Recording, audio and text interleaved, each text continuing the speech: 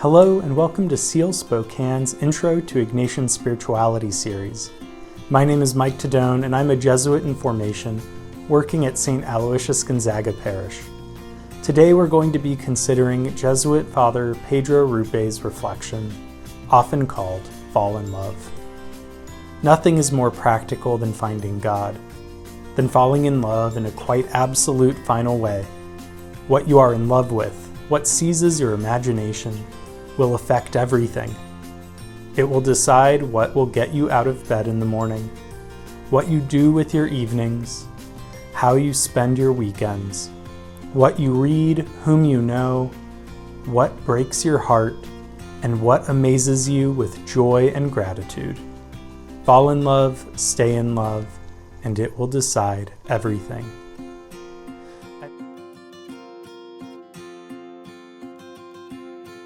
Every morning at 6 a.m. I walk my dogs. And this is a really good time for me to reflect on the beauty around me, even in the dark. It's very beautiful. And I feel God's presence with me. And my prayer is always that I do what God calls me to do today. And that seems to set the tone for the whole day and helps me a lot.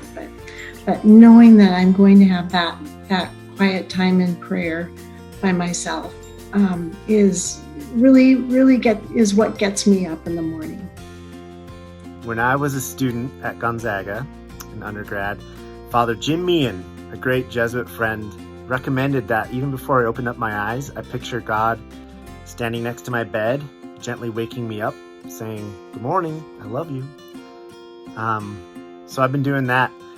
A few years ago, my dad passed away.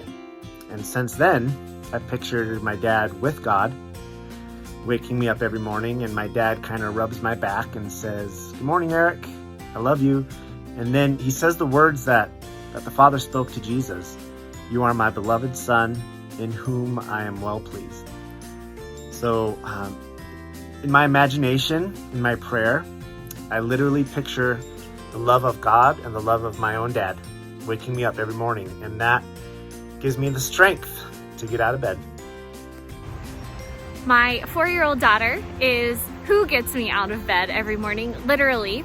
But really, she and her dad, my husband, are a big part of what get me out of bed every day, as well as the gift and the grace of getting to do the work that I do that's really meaningful to me, and to do it in a place that I've grown to deeply love.